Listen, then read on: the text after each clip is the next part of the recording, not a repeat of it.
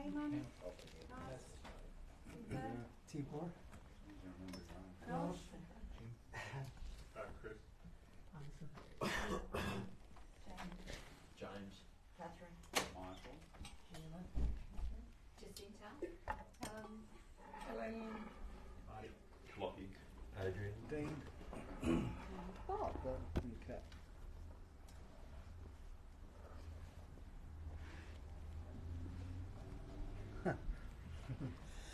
Morning, everyone. Morning. Great to see you all. Good to see you. And why the hell wouldn't be great? If I couldn't see you all, I wouldn't be here. So it's a damn good start. And you know what we're on about? We're talking about the non-dual, ever-fresh presence awareness. The actuality of everything. I mean by that it's what they call non-duality in the scriptures. Non-duality meaning one without a second, not two, only that. And our problem is we've lost sight of it. Take ourselves to be these persons, this separate entity. It's what we're talking about is life or life energy, which is all there is. Bloody voice is gone.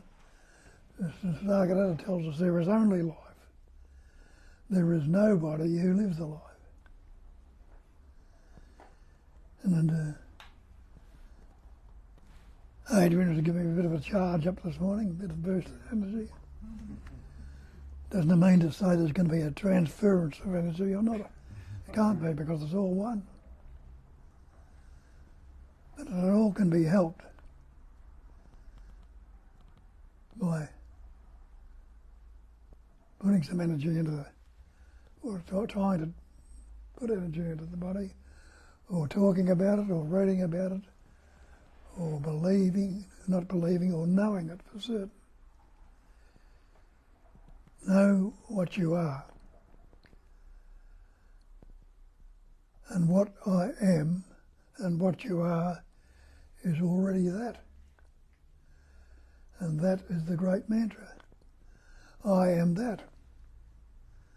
And you know that because you say that's the chair you're sitting in, that's the carpet on the floor, that's the space in the room, that's the room, that's the tree, that's about everything is that, which we put different labels or words on. How many words were you born with? You realise you weren't born with any words. So, what's happened? We've taken a word to be real. What our parents told us, that you're so-and-so, you are this word. Instead of investigating and looking at it, we didn't know what to do. We believed in the word. So I am Johnny or Little Jean or whatever her name might be. That's taken to be the reality. But then again, you look into the ones that understood it. The great reality is non-conceptual awareness. Awareness without any of these concepts, without any of these words, ideas, or images. And is there anyone in this room who is unaware right now? And you know I'm not unaware, you know you are aware. And that's how they describe it. In Hinduism, Sat Chit Ananda, Nama Rupa. Sat is existence, Chit is consciousness, Ananda is bliss or loving to be. So is anyone who is not existing right now, and you know for certain, oh, I'm existing. Anyone who is unconscious, I can't see anyone who's unconscious here. Anyone who's not happy to be, well, you want to be, even it might be so wonderful at the moment. You don't want to be dead right now. So with that description means that you are already that.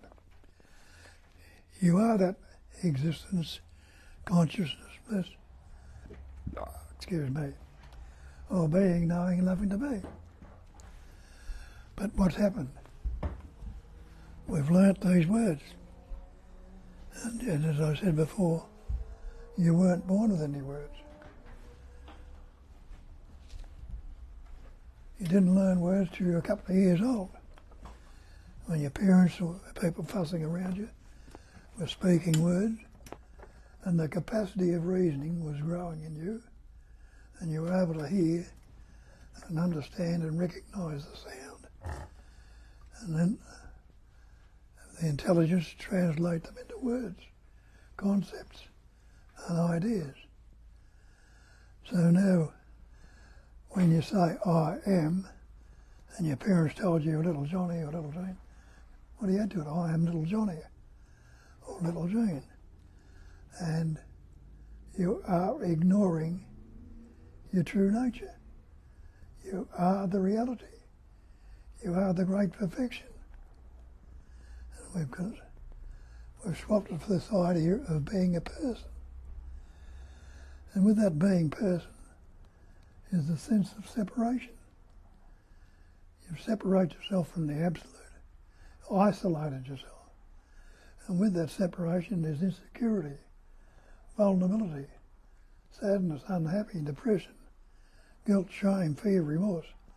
All these concepts come up because I've taken myself to be this person. And Nisargadatta clearly tells you that the person is not the reality. And when you look at it, it's another word we've learned, coming from the ancient Latin persona, a mask. So this person we believe ourselves to be, I am Bob, the good fellow, blah, blah, blah, and all the rest of it, is only a conceptual image that I've added all these concepts to and taken it to be the real. But then you look into it a little bit further and see what Christ says for a start off. Christ says, I am the way, I am the truth, I am the life. People think he's talking about himself. He's not. He's talking about that sense of presence that's with you, with me, and everybody else, that sense of I amness. And that is the way. Go with the I amness, not the words or the thoughts, but the knowing of your presence and the awareness of that presence. And that is the truth. And that is the life. And it needs to be investigated. As I say, we've learnt these words, taken all these words on board, instead of now I am Bob, this conceptual image, which is the good fellow, or he thinks he is, or some people have called him a bastard or no good at all. There'll be all sorts of concepts of what this pattern, shape and form is. And the point thing is he believes them. There is a belief in the concept. And the concept's not the reality. Concept's just another word, thought, idea. And they tell you in the scriptures, the great reality in Buddhism, I tell you, the great reality is non-conceptual awareness. And in Hinduism they call it the absolute. What can you add to absolute? You can't add anything at all to absolute. It wouldn't be absolute if anything could be added to it. What can you take away from it? Nothing at all. It still wouldn't be absolute. So they're telling you are the absolute. So you must realise that I am that, because that's the great mantra. I am that. Everything is that. Innately you know it. That's the chair, that's the carpet, that's the tree, that's the flower, that's the bird. Everything is already that. But what have we done? We've separated and discriminated with the word. And the word is not the real. The word is not the thing. And have a look at that. See the word's not the thing. Take the word water. Drink it if you can. Wash in it. Swim in it. See if you can drown in the word. You can't. Fire. Cook with the word. Burn yourself with the word. Eat yourself. You can't. Look into all these words. See the thing. So what's this word I or me that we've taken to belief on? When you look at it, it was just an idea, a concept, a thought up image we've created that we believe to be this person. And that's where we get misled again.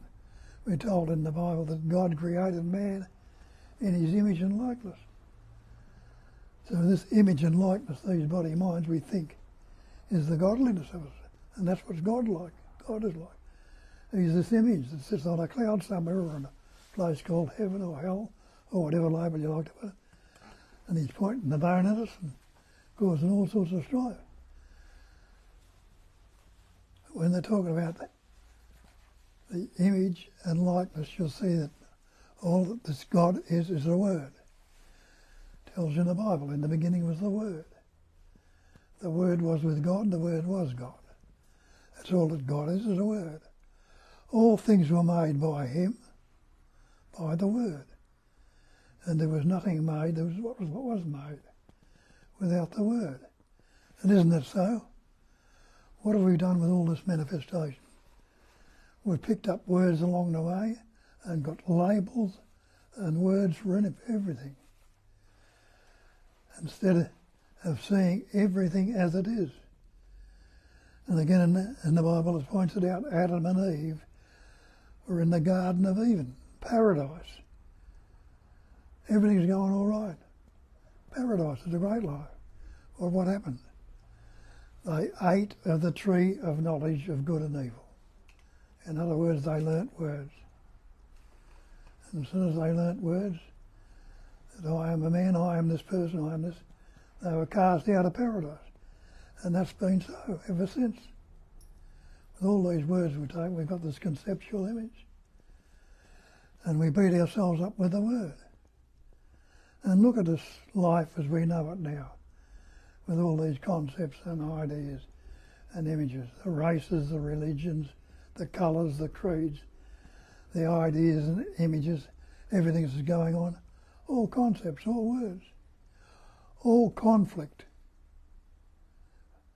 And that's what happened. It's all in mental turmoil and conflict. And have a look at that. Something comes up in your life and you like it. And the things we don't like, with the things we like, we want to keep there, not realising that everything in this manifestation is changing, constantly changing. The things we like today are certain to change. We don't want it to change, not realising that no matter how much you love it, no matter how much you want to keep it there, it's going to change. Because everything in this manifestation is transient. It's all changing. This body you walk into the room with is not the same body. There are thousands of cells dying in it right now and being replaced. The thoughts that are coming up, not the same thoughts, feeling it. So it's going to change. And we don't want it to change. So what do? We resist it. By resisting, by resisting it, I mean, we struggle with it. We don't want it to change. We try and keep it there. But realise resistance is conflict. And what is conflict? Conflict is disease. You're fighting with it. So that's what goes on, resistance, conflict and disease. I don't like this, or I don't want it, or this is good, or this is bad. So the other way, something comes up that you don't like. Oh, I shouldn't be thinking this thought. I'm a sinner, I'm a terrible person, I'm a bad person. I don't want this. We try to force that one out. So there's always conflict while we're in the Word. What happens without the Word? As Shakespeare says, there's nothing either good or bad, but thinking makes it so. So there you are. Without the words, what's thinking? And they tell you also, nothing can trouble you, Nisargadatta tells you, excepting your own imagination. And what's imagination? Imaging in. We're creating mental images. And they'll So I tell you the word's not the real. And the beginning was the word. So it's all based on words which are not the real, they're not the thing. What's word? Well, word is nothing but sound. What's sound? It's a vibration. And what's a vibration? A movement of energy. So all these words are a vibrating pattern of energy.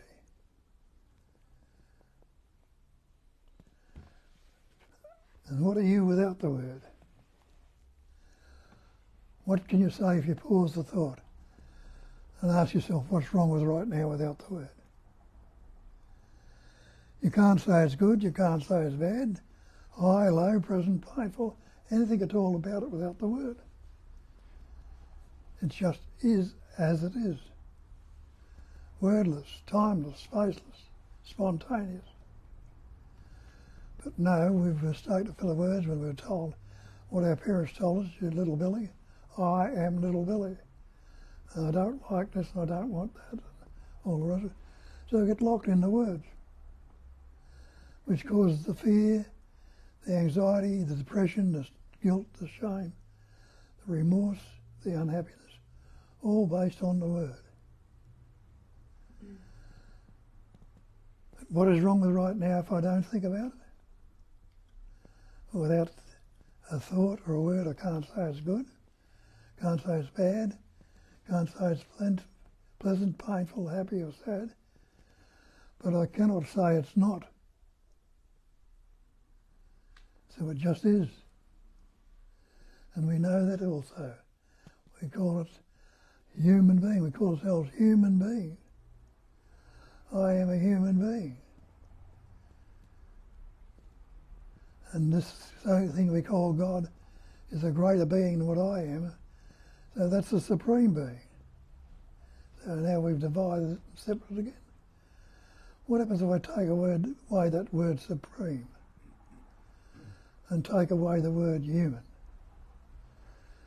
See if I can separate the beingness without the word. Can anyone say that they are not being right now?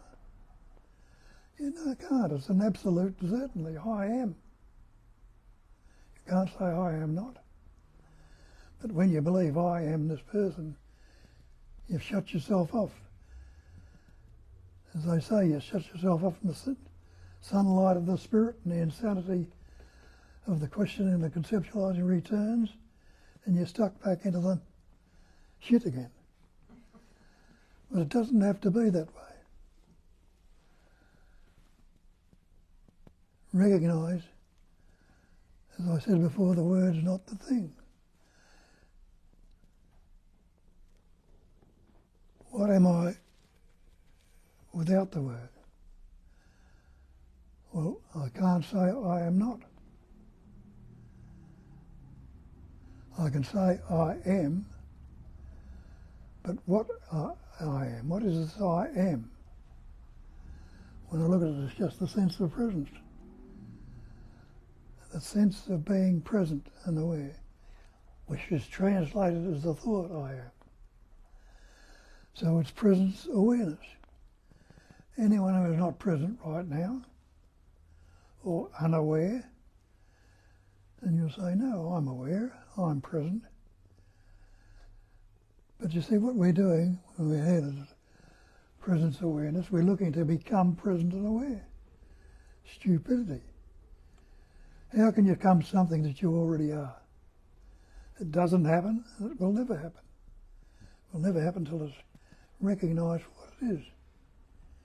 You are already the Absolute. You always have been and always will be. Now, if you are the Absolute, or in Buddhism they call it the Great Perfection, and they tell you in Buddhism the Great Perfection is non-conceptual awareness. It's that awareness without concepts. An Absolute, nothing can be added to the Absolute. Nothing can be taken away from the Absolute. If it could be added to it, it wouldn't be Absolute. If you could take anything away from it, it wouldn't be Absolute. So if I recognise I am the Absolute, who can ever be superior to me? I don't have to look up to anybody and take any note of anybody. Who could be inferior to me? No one. I can't look down on anybody and say, so-and-so, this, that, and another, because recognition, it is all absolute. No one superior, no one inferior. And what would I want from anybody else? Well, we recognise that everything would be available if it's absolute. It is already available right now. And a lot of it's pushed away, and a lot of it's trying to be held on to.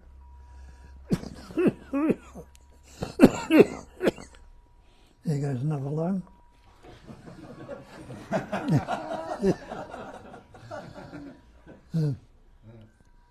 Nothing of yet is absolute, nothing taken away from, so it is already that.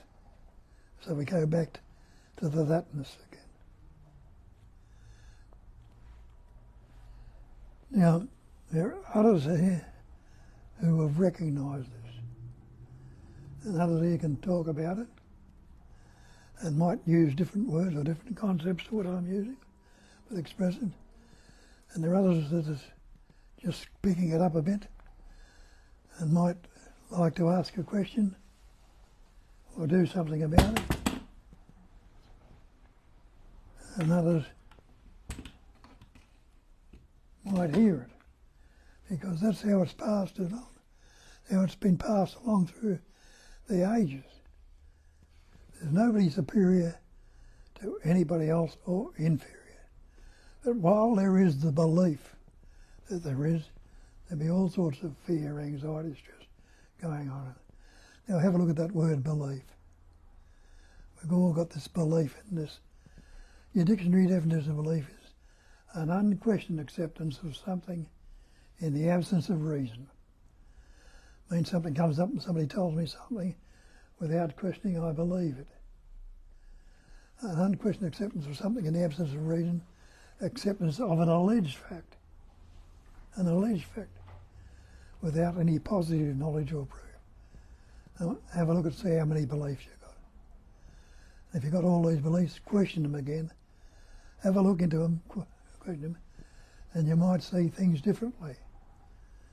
And in the seeing things differently, the activities and livingness are going to be different.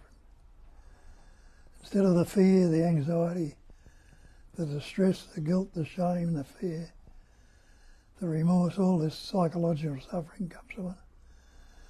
You might see there's a sense of well-being there, a sense of joyousness, a sense of love, of warmth, a happiness to be. And being is knowing and loving to be. And that is all there is. So that'll do me today. So you can all know it. So Kat will take over and host it and get you to ask questions or tell me all about it. And you can have a good meeting, which we generally do.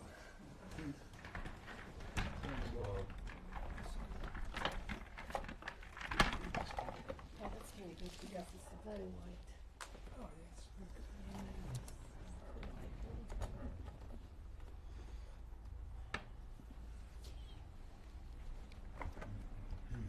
Yeah, so we have a few people from our online community watching, and a couple of good morning messages. And Anika says, "Good morning, Bob. Good morning. So delighted to see Bob is feeling well enough to give us his spiel today. I absolutely love satsang. Thank you so much for creating the space for this to happen, Kat and Bob." He's feeling well. He's feeling well. Thank you. And we can give him the hearing back.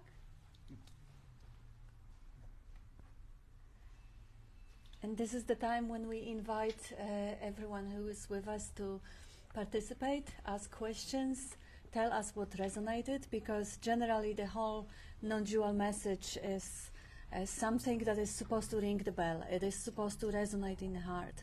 There is nothing new. There is nothing that you don't know already.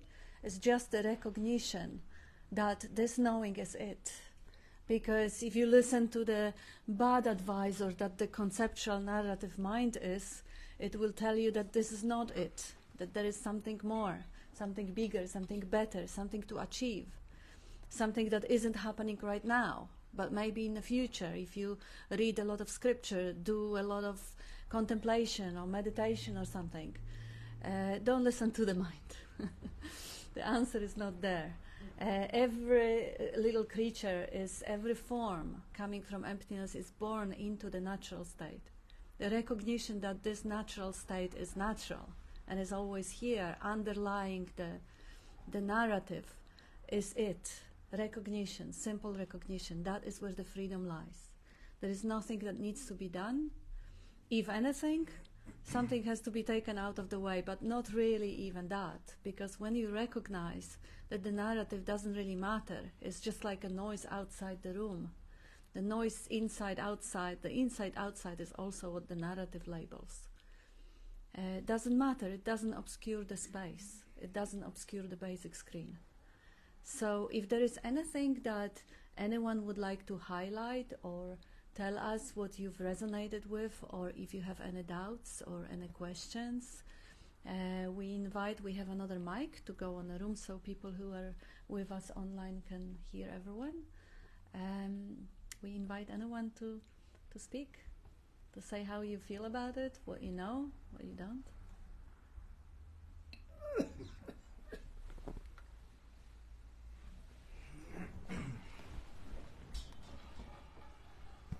A mic in the room. Mike in the room. Michael says Mike. Mike says Mike. Just the image in is becoming. You hear the message so many times. You know, the image in, and you kind of get it intellectually, but it's very different when you kind of notice it coming up. Yeah. How the thought comes, an image comes, and then an image of self comes as well. Like there's a whole image of whatever it is you're thinking about. So you might think about one particular person, and then there's an image of self that pops in, and then there's a whole story between the other and self. But it's beautiful to notice that there's something there before that, and during it, and after it. Yeah. And it's an ongoing practice as well, because it's just like that hall of mirrors. Once you get in there, you kind of get lost and can keep going down that story. But it's beautiful to see the pause, like see what's there before, during, and after. That image in. So that's really powerful. That's what resonated for me this morning, and what I've been noticing as well. Thank you. Thanks, Mark. Beautiful.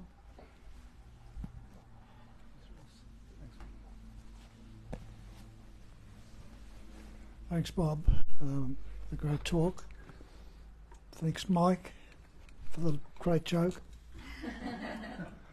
So I noticed before any images appear, there's a stirring. I recognise that stirring before. It happened when I was very young, or before I appeared. Just everything was everything without names or forms, but there was a stirring, and that stirring just was recognised in the quiet listening,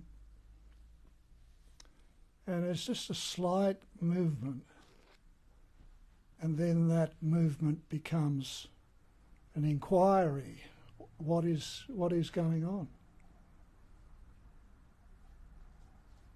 And then something emerges from that, and that's what Michael was talking about with the image in and the imagination.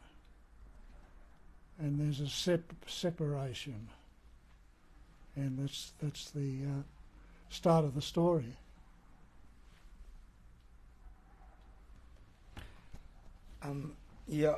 I love that word unfolding. It feels like that's what happens. It's like from into space, something just unfolds and then everything just comes.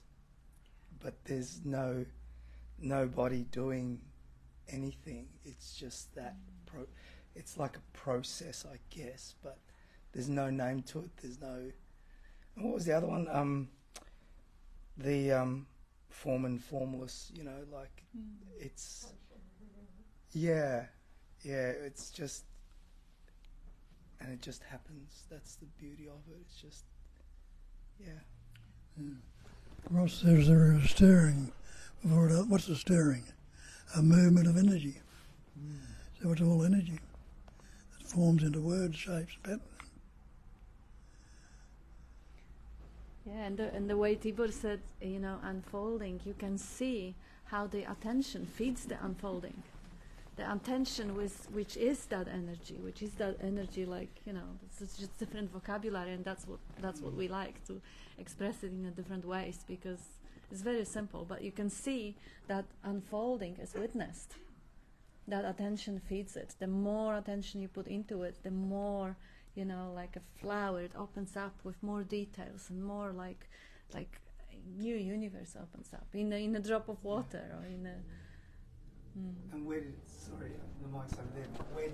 But where did it start? It's like, did the flower start from the seed? Did the flower start from the microbes in the soil? Where is the unfolding from? And there is no answer to where the unfolding is from. It just the story of origin is just a beautiful story. Is again imaging. We image in the story of origin, how it happened, when it started, what was a prior moment prior to it. That's all imagination. And we love our stories, and there's nothing wrong in loving them. You know, you see the flower and you imagine the seed. The seed is not there, it's gone, it's dead. But having that capacity to imagine is a beautiful capacity. If we actually understand that this is just one of the capacities, like a capacity for seeing or hearing or anything, but it's not reality. It's almost like the black hole is that the mind imagines the black hole, but can't conceptualize what's on the other side, because there's nothing. We don't. The mind, which is what invented the black hole, cannot see past the blackness. It's just nothing. Yet everything, even theoretically, unfolds on the other side of the black hole, but we don't know where or what or how. It just. But it's the mind that can never see through that black hole, because it's non-conceptual. So over to you. Well, just another word. Yeah. And the freedom from actually finding comfort, freedom in finding comfort in the not knowing mind, in being absolutely at peace with the unfolding as it happens, without needing to understand it, to have it explained, to have it projected back, the origin of it. It's just this moment. How did I get here? Who cares? In the dream at night, when you sleep, you find yourself in the environment, and you don't know how you got there, but you're just naturally responding to what's happening. And that natural response, without any anxiety projected by the mind, that, oh God, what am I doing here? That is unnecessary. If we recognize that mind is just one of the capacities overlaying that miracle of existence, that capacity can be pushed aside and used when necessary, rather than just completely steal the show. Yeah, what's been said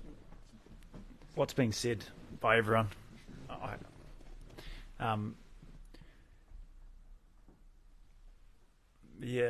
It's like this natural, spontaneous thing that's happening, and there's no sort of beginning or ending to it, and you can't really understand that.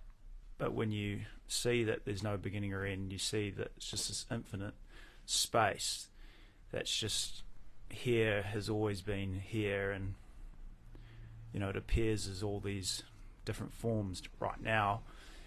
And conceptually, when you think about it, it seems to turn into time and into individuals, and it appears separate. But like Bob always says, look at where that appearance is coming from, and you'll see that it's all one. But to try and understand that is impossible, and sometimes that can be, one of the tricky things. You just make it unnecessarily difficult and confusing, because there really is nothing to understand. I'm like, it's like I'm trying to communicate something that has something to get or understand about it, but there really is nothing for you to understand about what I'm saying, what anyone's saying, because it's just appearing, and it's just noticing that what appears, there's no right or wrong with what appears and what is said. There's no getting what is said. There's no understanding. There's no making sense of what's being said, because there's no sense about it. It's just naturally, spontaneously appearing and happening. And when you see that and you stop trying to understand that, you see that it's just happening, and then he's going to talk and then it might come back to me again, but it's all one thing, and it's all just sort of appearing to take its turn to talk, seeming separate, but in reality it's one thing, and there's nothing to get about it because it's already happening. All right, that's all I have to say. Beautiful. And it really is the art of listening in that space where if you listen without the commentary, without trying to work out what am I going to answer, or what I think, or do I agree or do I disagree, or is he right or is he wrong, or I like when Bob speaks but I don't like when someone else speaks, all that commentary, you can't actually hear what is being said in a way which may hit that soft spot and bring that, right. But I see Chris has the mic, so this way. Oh, sorry. I just want to say thank you. That's all. That's all. Yeah, that's the point, not to get it. Yeah, it isn't really, as you beautifully said, it's nothing to get really. It's just a exploration. I like someone on Zoom meeting said it is like a campfire exploration by friends who are actually getting out of the way and let that life speak, the same life speaking through different mouths, expressing it in different ways. And sometimes the expression may be a little bit off or a little bit confused, because part of the expression of life is the mind, is the personality, is the desires, the dreams, the fears, all of it. But having it put out and seeing whether it resonates or it doesn't brings more and more of that clarity into the picture. James, did you? Well, all knowledge is gathered on that emptiness. So trying to work it out with the conceptual mind will never be the answer. So we are all prior to that. So whether the knowledge is in a different language, it's still knowledge. And knowledge is second, not first. Catherine? And just one little point, which is obvious, but it's not something to then, well, I'm not here now, I'm going to get it later, or I'm in the conceptual mind now, so therefore I'm not, I have to practice to get there more. Because when you look at it, it's that all that kind of thinking is just thinking, the mind playing in its pairs of, in kind of relation to something else all the time. So, it's good to just know that it's always here now, and even though concepts arise and there might be something caught up, it always comes back to now. So I'm not creating more conflict by thinking, well, I have to do more in order to get there or to become that, because that's just the commentary of the mind continually presenting itself and therefore creating more conflict. So just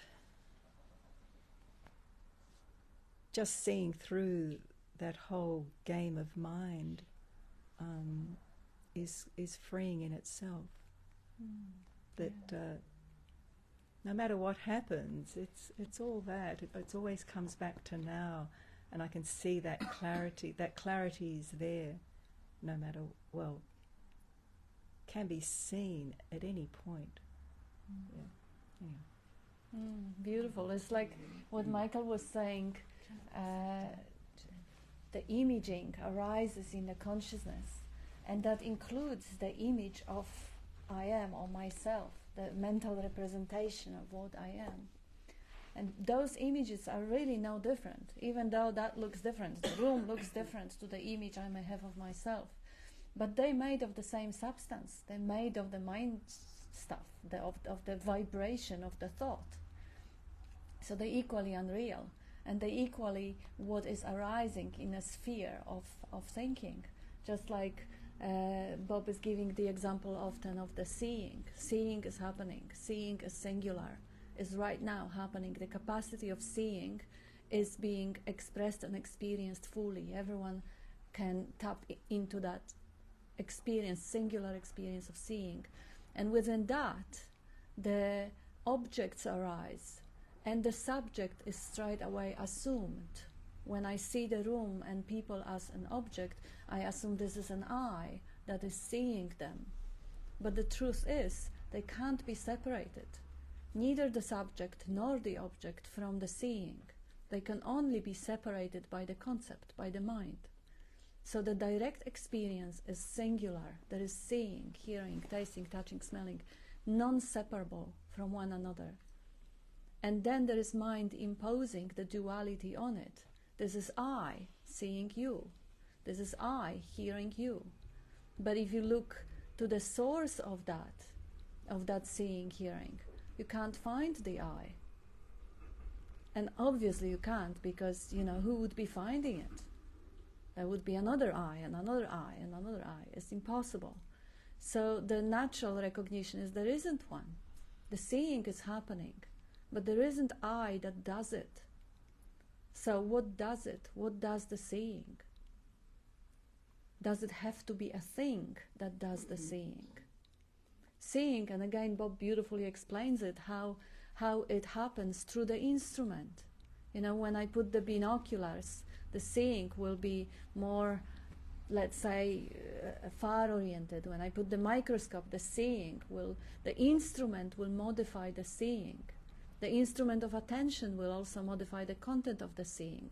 But the capacity stays the same. The content is changing all the time. And Bob often brings up, you wake up in the morning, seeing is there, ready. You don't have to start it. You don't have to switch it on like the light, or you don't switch on the sun or anything. And then you leave the room. The content of seeing is changing, but the seeing is the same. The instrument may start failing. You may need the glasses, but the capacity doesn't change. It is singular. And if you trust direct experience of life, then you will find out that the being and the knowing is happening in a singular way. That's the truth. And then the mind says, no, this is I am being, or I am knowing. But a little bit of investigation and the I can't be found. So the seeing is the capacity. It is unlocated. It doesn't happen. Seeing, hearing, being, knowing, loving to be Satchitananda. It is just happening. And where is that being? The being expresses itself through the 10,000 things. There is a being of a bottle, there is a being of Tibor, there is a being of Ross, there is a being of a room. But the separation into being of what and on how is happening only through labeling. Without any labels, there is just being. Bob sometimes describes the same phenomenon with the imposition of the language by showing how we call everything that. That is the phone, that is a mirror, that is Peter. That. Everything is that, separated by the labels. So again, instead of trusting that fantastic tool that the language is, that fantastic tool that lets the body navigate and cater for itself, and that should be used as a tool, instead of trusting that tool to be the description of reality, it should be used as a tool, and reality can be accessed, and it is accessed, whether we know it or not, directly. So direct experience is singular, always.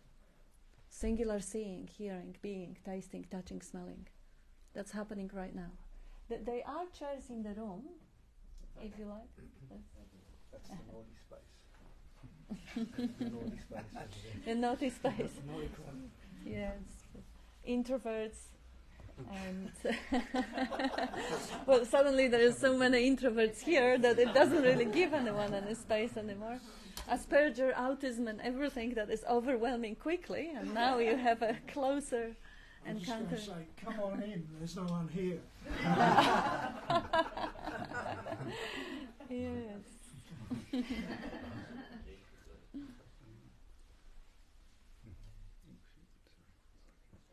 Yes, so anyone would like to add something or express, describe that singular experience? Anyone would like to maybe question it or argue with it or maybe object to it?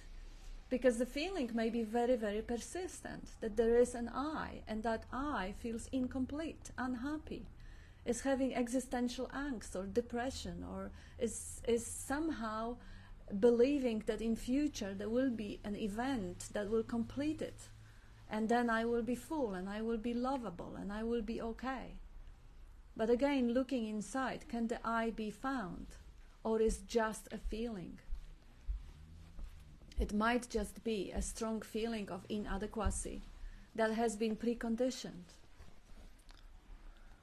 Most of the time with a good intention of motivation or something. When, a little child is being scolded, oh, you worth nothing, prove me that I'm wrong. And then that very narrative is being adopted, and we beat ourselves up. Oh, I'm not good enough, I'm not tall, I'm not short enough, I'm not fat enough, I'm not skinny enough, I'm not wise enough, I'm not whatever. All those concepts, they are not the truth, they are not defining. They are not, this is what you can find if you look inside, the limiting concepts that are causing a contraction, that are causing a painful feeling. But even those concepts and those feelings is what arises. Nobody was born with that. A little baby that is born with the capacity for seeing, hearing, tasting, touching, smelling, which develops when the mind develops. I mean, the capacity doesn't, but the distinguishing between the objects that are being seen or heard develops. It isn't born with those sense of insecurity and vulnerability and inadequacy. It comes later. So it can't be you.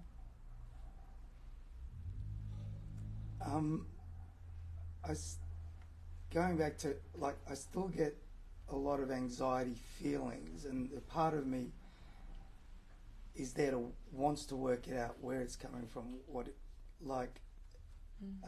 don't even know how to say it now, because I don't sometimes know where it comes from. It's just these feelings and sensations that come up, and there's a part of me that wants to solve it.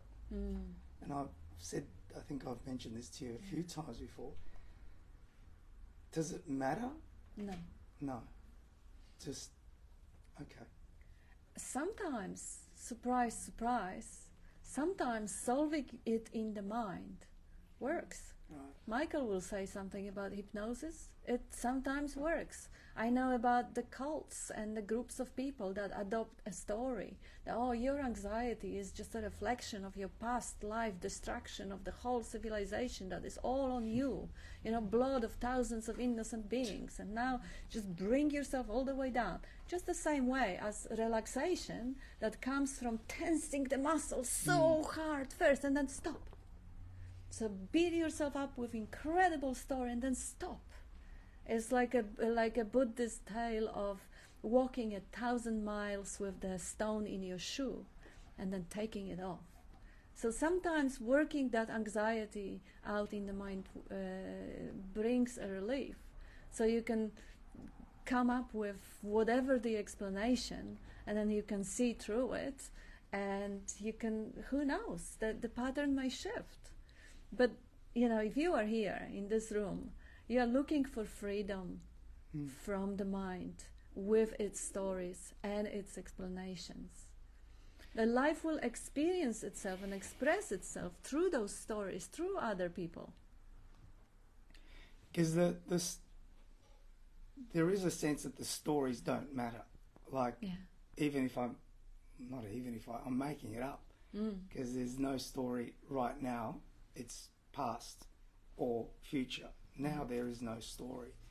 The sensation's still in the body of something happening. That's now.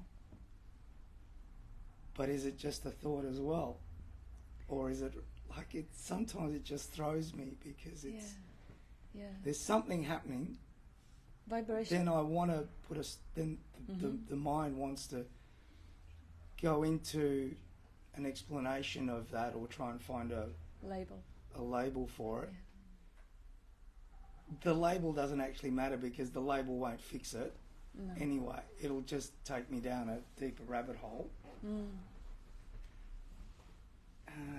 So just don't worry about it, I guess. It's just and see weird. where the life will take you, because there is a possibility, you know, that medicine may have an answer. There are things like a chemical imbalances in the body or in the brain. Who knows? Life will take you where you need to be. If that is required, you may just pop a pill, and that disorder or that chemical imbalance may be sorted. Or you look at these sensations and give them space, because that usually what happens if there is anything calling for attention in the body. It may be a broken bone, or it may be any sort of a disorder, it may be acid reflux, whatever. If it calls for attention, if it's given that attention, that very attention is healing. It may resolve it, and it may come back for more attention, or it may resolve altogether. And it all disappears in deep sleep, doesn't it? Yes. Yeah, so when you wake up in a waking state... You need the mic. You need the mic. The microphone. Because the people who are online, they don't.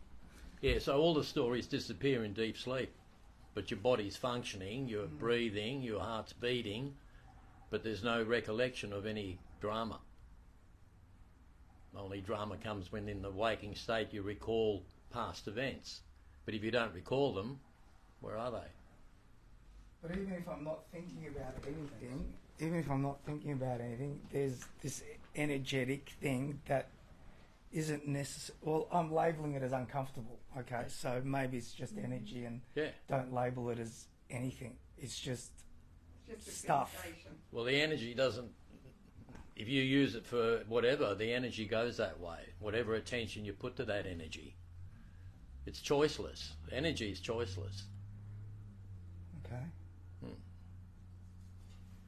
So, okay, I'm labelling it because I'm just saying it feels uncomfortable. Yes. There's something in there that's just... So don't push it away. Stay with it and see what happens. Okay.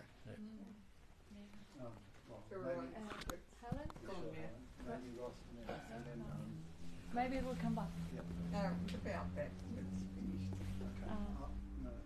If you want, and then... I was just going to say something that triggered a response from what Tibor said earlier. There's a stirring, and there's something that needs a resolution. And he said, well, is it the seed, the flower grows from the seed and all that? Well, the seed in the Sanskrit language is dhatu. The seed form, everything coming from just a seed. There's a whole book written about the roots of words called the dhatu pada. And then this basic space of reality that we are talking about, that's the dhatu, what's it called, the dhatu dharma? Or dharma dhatu. The basic space of reality. That's what's stirring, and it's something we're really looking for the truth. So it's the stirring of something that needs some resolution. So we all do it in our own way, and we all label things. I found in me, when I was going through that vibration, and when you get through to your true self, that vibration was my resistance to the loving kindness that we all are underneath. And if you can just say, it's just a vibration, and don't want an answer for it, just in your body. And just let it be. There's nothing to do, nothing to get, nothing to know. And just let it be in the moment. Loving what is in any given moment. Without wanting the answer or wanting to move it. And it will just disappear. And the obvious thing, of course, when you look out in nature, you know, if there is really a strong sense of discomfort, that might be actually calling for changing your position. For example, you know. Yeah. I mean, just as everyone was talking, it was also this sense of what Ross and in the exploration of all these different things come up, which is what we're all doing in various ways, and there is some truth to this pushing, and again, there's no right words for it, but this pushing through, you know, if it is using metaphors, the seed pushing through the ground is it the sensation? It's just there's something. There's I guess there's an uncomfortableness is a label to the newness of it, or that's not even the right word, but I'm just grateful for everyone's, you know, different ways of reflecting back what is, and it's okay. That's all. Yeah. Beautiful. When you think of the discomfort, you know, Bob may have something to say about all sorts of different physical discomforts too in the body, related to health challenges. You know, some of them can be addressed in a simple way, and this is again when you see uncomfortable animal, some of the discomforts may be addressed, and they will be, and those who can't, you probably, you know, best off if you can peel off as many labels as you can. Just peel off the label discomfort and see what it is. Be curious about it. See, okay, the vibration is in the stomach. Oh, it kind of makes my stomach twist. Okay, what if I take the label off? And see what is the area that is affected. See what is the frequency, you know, how it pulsates. Does it pulsates very finely? Just really finding genuine curiosity, because if there is no simple, easy way to switch it off or change the position or address it in any way, you may as well. This is what presents itself. So this is how life is dancing the dance of Maya right now. Give it a space. Give life the whole, you know, like scene to show up. And without the idea that this is discomfort, it might be fascinating. I used to experience that when I was in acute pain after the accident. And the pain, I've kind of started really investigating the different hues and different shades of pain. And I found like I didn't have enough language. I didn't have enough labels for all that pinching and tinkling and buzzing and fuzzing and doing all sorts of different things in that big wound that I had. Amazing. It became amazing. Out of painful, it became fascinating. But we have also comments here. Ariel says, sometimes the mind likes to think it has control over attention. Fantastic point, Ariel. Great point. Mind is non-existent. Mind is just the capacity for thinking. It doesn't have any control for attention. Attention is called. Life will call the attention, and it will go where it needs to go. The mind can seemingly object to that natural flow of attention, but it's also only seemingly, because mind belongs to that whole flow. Who's discomforting and who's not? Who's recognising the opposition? Yeah, beautiful. If it's all one essence. And Vivek says, when mind is still, no thoughts, then me is clearly observed. There is no past or future in me. There is only ever shining me. And Julia says, you are right about the label being the problem. What energy is good or bad without a label? Beautiful. Yeah, I was just going to say, if there's no solving happening, then you know, what's happening. It's just total relax. You're just totally relaxed. You know, there's no issues. Yeah. I was going to ask Jane if she could tell. I really like your story with when you were singing. You talk about how you. Are you able to tell that? Mm. But another thing that's been coming up for me ever since you posed your anxiety thing is there is no practice, but what helped here was Bob used to always say, "Who is it happening to?" And he'd say, "Answer me," and I'd say, "Me." And where is that me? That me has to live in the memory. It has to be in the past, or it has to be anticipated and imagined into the future. So me is just a memory.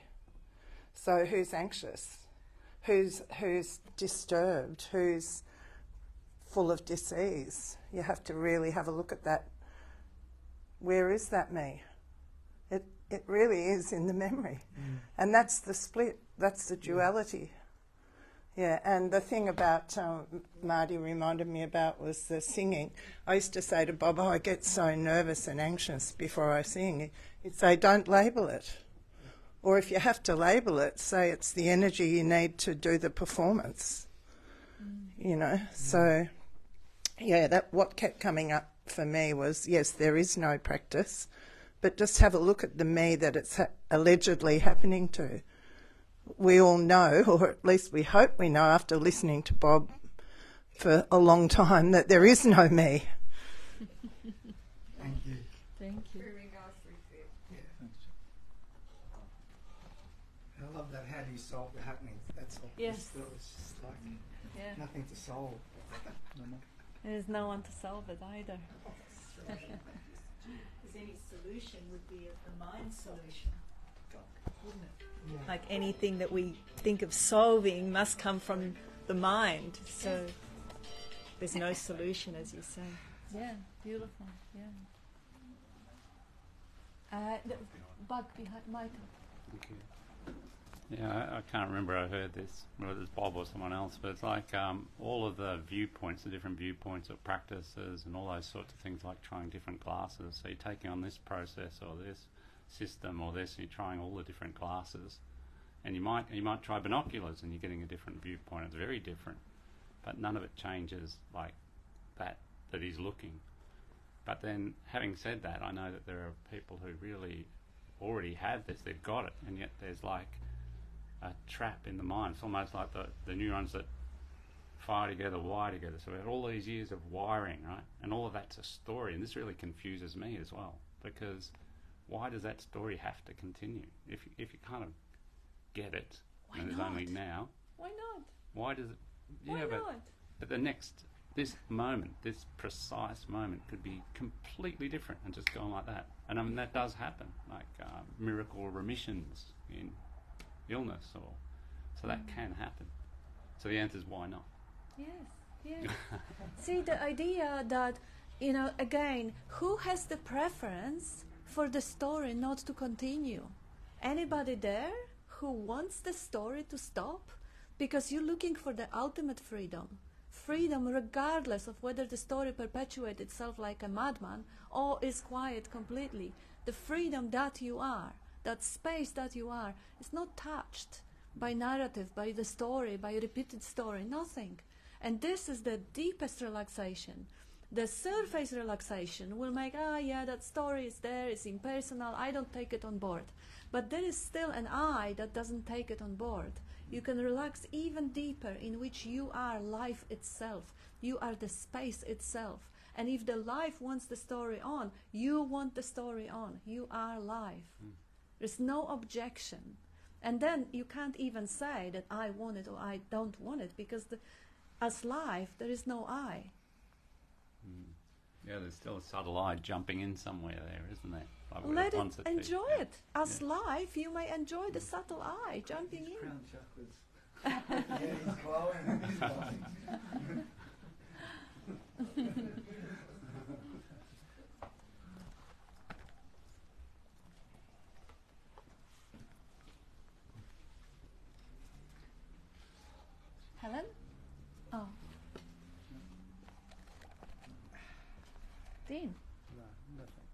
got the mic. Come on. No pressure. Oh, Jesus. Just a very gentle invitation. All right, thank you. No one's listening. Good spiel, Bob. Everyone's Thanks. talking. Nice to be here as always. I'm not sure. Like what do we? What does one say? Like does you know? Could describe what's being experienced here. Like but that's not. I don't know. I'm amazed. Like because we don't. You know, you start with the fact that you are that, and we don't teach you anything. We don't tell you anything, and yet somehow in this brilliant way you've been doing this for like over 45 years, Bob. It's magnificent. I think like you just beyond words, beyond mind. Like page 1, a reference point or self-center with any substance or independent nature cannot be found. Yep. This is page 1 of his book. Like it's just and then page 2. Keep seeing that there is no thing that sees, and recognise that seeing of itself is happening quite naturally, and the recognition of the natural seeing will appear to last longer. I mean, these words, like, they're just explaining everything that we're doing here, like so perfectly. It doesn't need any more conversation. The rest is party time. What are they going to eat today, Bob? What are we going to eat? We're going to eat cake. We got Jacinta's birthday. Sorry. I think that's beautiful. I only mentioned that this book, if there is anyone who doesn't have that book, it is the only book ever written by Bob and not transcribed by his students, or can't call them students if there is no teaching. But it is a brilliant small book that you can find on our website, SailorBobAdamson.com, and we have it on eBay. It's you can it's behind you, show us. Just over there. No, the little one, the first one. Yes, that's it. It's Gilbert published that with beautiful golden letters. And it's Urban Guru Press, Gilbert, 2012, and it's just a real, true essence, like really squeezed out of too many words. It's one-liners that you just sit with and they open up. It's a beautiful little book, and it's inexpensive, even though I paid for it more than we are charging. But it is there to be had. So that processes may take place where letting go occurs, and thoughts may arise. Oh, holy crap, that might be me doing it. I better stop. Processes take place, and here they drop a lot of shit and give much more space to just be there with no thought. And there's nothing wrong with that, and they're just happening, and it's not me at all. Never thought of me doing those processes, but they happen. Beautiful. Yeah. Well said. Very well said. Yes. Two of them. And Julia says, I concur, Dean. Added words are not needed. And added words just happen, and they were beautiful. Just to bring some contrary opinion. I think it's great that we do have the conversations, though, too. Totally. Because there's so many nuances to the mind, and, we're all a little bit different. We all sort of contribute to that sort of great tapestry of life. I think it's great to hear everybody's angle on it, and somehow in the talking and the coming together of it, it sort of brings that to the fore, because you don't hear of this anywhere in our lives apart. It's very rare to talk in this way. So I find it very valuable being here and having these discussions. Thank you. Yeah, campfire explorations. Behind you. Yeah, Look out behind you. What you're just saying just reminded me of the meet. I went to a Hare Krishna meet like years and years ago, and the one thing I remember them talking about was a band, and everyone's a different instrument, and then you all play, you play all these different instruments, and it creates this beautiful sound together. That's kind of what I kind of feels like, what like this group with all the different sort of ways that everyone approaches it, and it all sort of comes together as one. Except when I speak, and it separates.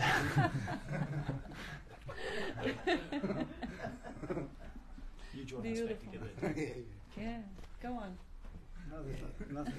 But and there's no one playing the instrument as such. Like the instrumentation is happening. Like and there's no controller, there's no player, but yet it's an incredible orchestra going on. And the only thing required, like Catherine was saying, get out of the way. Like it was the Sermon on the Mount, when Jesus was asked, what is he going to tell? What is he going to speak to people about? And he says, I have no idea. I'll open my mouth and the Father will speak. Or the Holy Ghost will speak. The recognition that there is only one life, experiencing and expressing us everything. There's only one life, speaking to everyone. Even if the speech may be discorded, or even if someone is making a really false tune in the music, well, whose concept is that? It's still life. If there was only positive characters in the movie, nobody would watch it. And they would not be positive anymore. The appearance, the duality has to be diverse. They have to be black and white and all shades of grays and all the colors and hot and cold. If there was only hot, there would be no hot. And a cold wouldn't be known. Nothing would be known. The appearance, the way it is to be loved and appreciated in all its colors and hues. And it is pretty amazing to have a group like this, where we kind of stay on the ball of the only game in town, as Bob says it. It's the only game in town. We are referring to the direct experience of the truth, not to different belief systems, not to belief system which the science is collectively approved or accepted belief system, or religion, one or the other, or non-beliefs, really. The beliefs are being questioned. And that is quite beautiful, because that is what is really happening outside those rooms. People usually relate to each other by sharing problems or sharing opinions. And here we just open up and let the Father speak. Not the big daddy in the sky, but or not the Holy Ghost, but the life itself. It's an amazing game. One more thing, just one little aspect of that is, like, normally people, we reference everything in terms of time, past and future, etc. But then, here we see that actually, time is a concept, obviously, and that everything that's said, and all the anxieties, all the good things and the bad things, all pass instantly. Like even in the moment now, everything is just happening right now. Everything that's been said just a moment ago has gone, and where does it go? We don't know where it goes. Everything that is coming of its own. I didn't plan to just speak right now, for example, and soon it'll stop. But that's an amazing thing to see, that it's all happening right now, as opposed to the belief system of time, which is useful only in practical circumstances. That's all. Michael, behind you.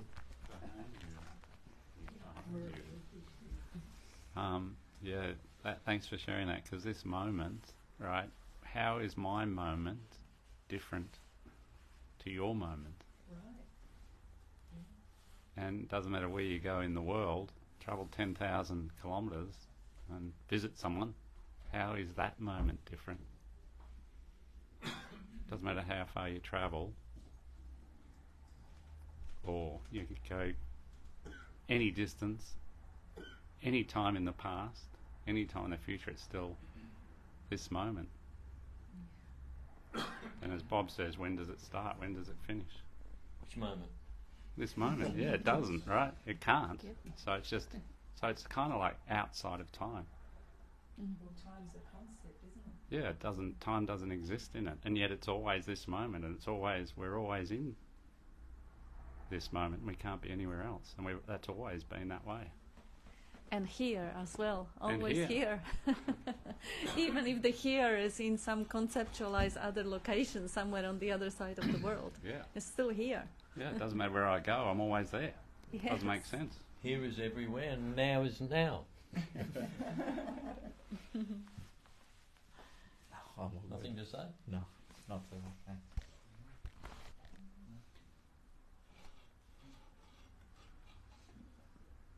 We have Anika says, agreeing with the lady about the conversation, it has been so helpful to hear everyone's expressions on the same topic, and more little ahas occur. Very grateful for the way this satsang operates. Diversity in oneness. Thank you, Anika. That's beautiful. That's really how that is the true art of listening. Without the overlay of concepts, oh, Bob has 48 years of clarity, I'll listen to him and no one else. Everyone is that. Thank you for this. And everyone knows that they are. Everyone knows that they are. Vivek says, sometimes voice is low, request to keep mic closer. Yeah, good point. Anyone who speaks, just speak to the mic. Thank you, Vivek. And Deborah says, I really enjoy this group. And thank you. Oh, I just want to add on, when everyone was, doing something over there, I wanted to add on to that. And here is freedom as well. Like, we're free here. Free of concepts is freedom. Yes.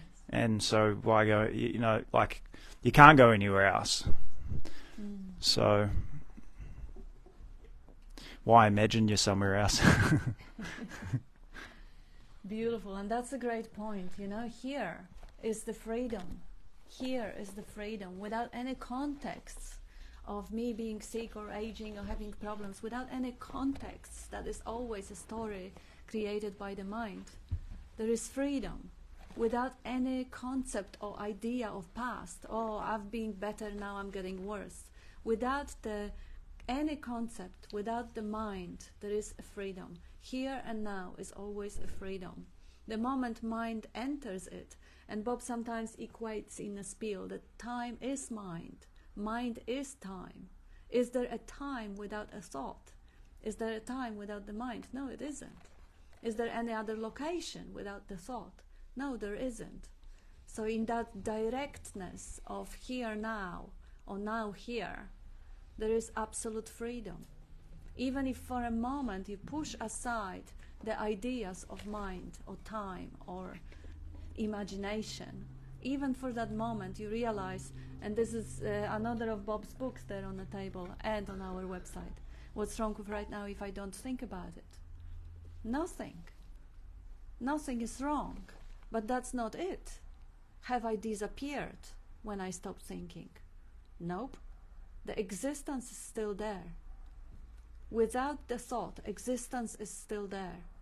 So obviously, prior to the thought, I think, there is an existence.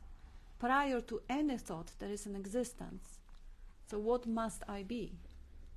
If I want to identify as anything at all, if I have any need to identify as anything at all, then existence or life or space is probably more accurate if you look at direct experience than identifying as an idea, a thought, an image, a mental image, a body, a mind.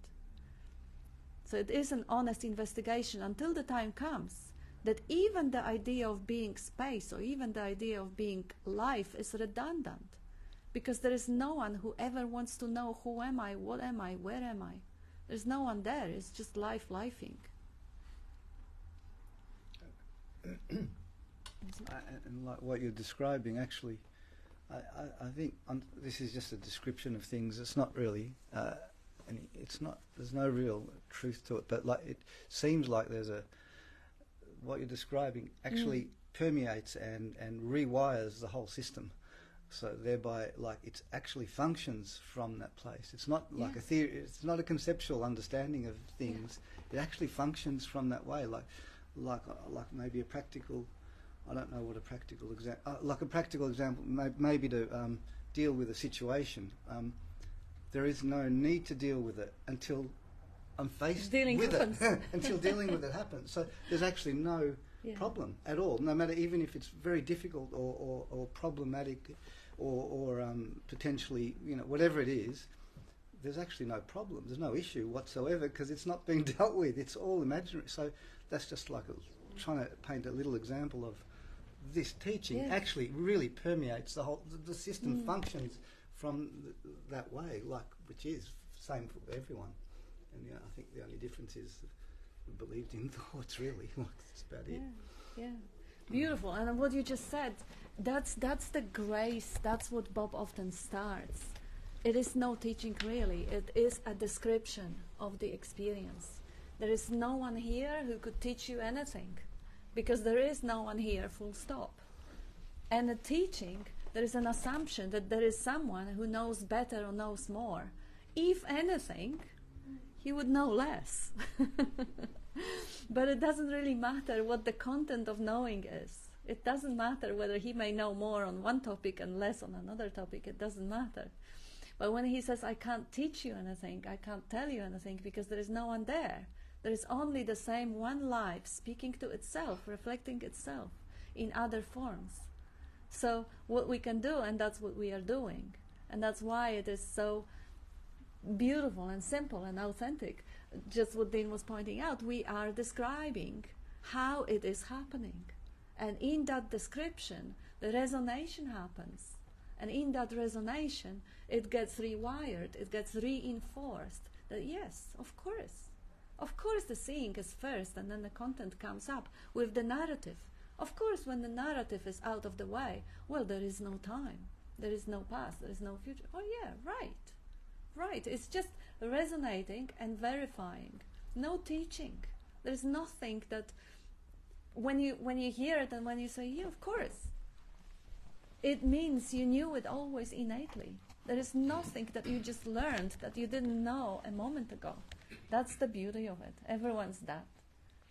So what did I have to do with creating this form? Beauty. What did I know about my mother when I was in my mother's womb? Lovely. Yep. What thought did I have in my mother's womb? What did she have about me? I don't even know how the heart beats. It's beating. Yeah. I'm seeing. I don't know how I'm seeing. I'm hearing. And like it's pointed out, whatever I see, if I turn my head a certain way, the content changes, but the seeing doesn't. We're all miracles walking around seeing, but like there's only the one miracle. To all of you. Yeah. Beautiful. Yeah. Beautiful. One more word. And you're all that.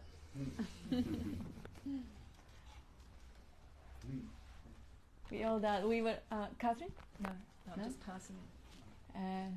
We were talking on the Zoom meetings, and if there is anyone who would like to join us on the Zoom meetings, we have Zoom meetings twice a week in the evenings for European time zones, and tomorrow there is a Zoom on our morning and American afternoon.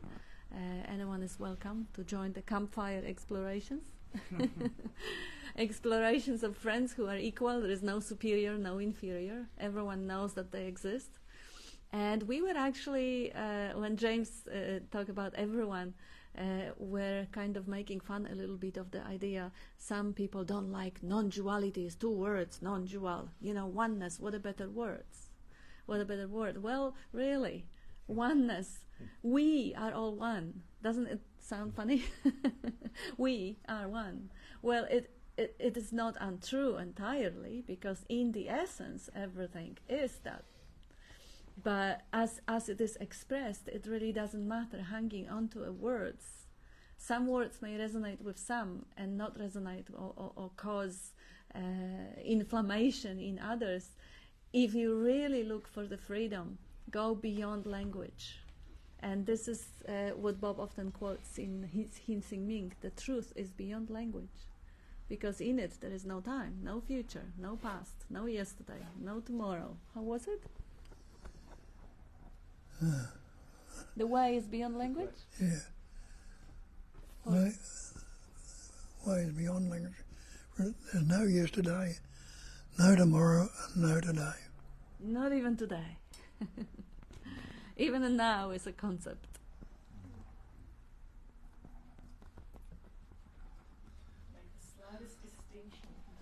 Yeah. Make the slightest distinction. Yeah. Yeah. You want to quote this part? Make the smallest distinction. Leave me alone. No, never.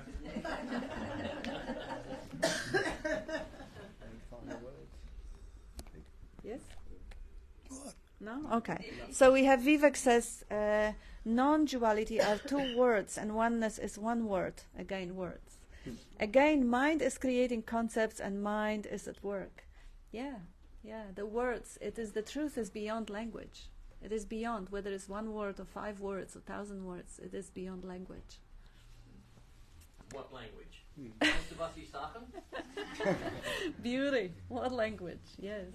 And oneness, the idea of oneness, mind straight away is making a representation of any words. That's why we call the language a symbolic language, because the word is a symbol for something. And as Bob was reminding us in a spiel today, the water is a symbol for the water.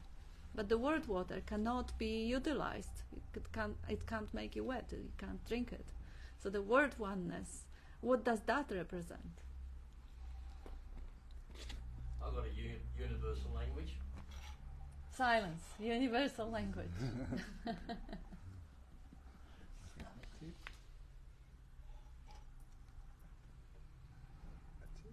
That's it? Yep.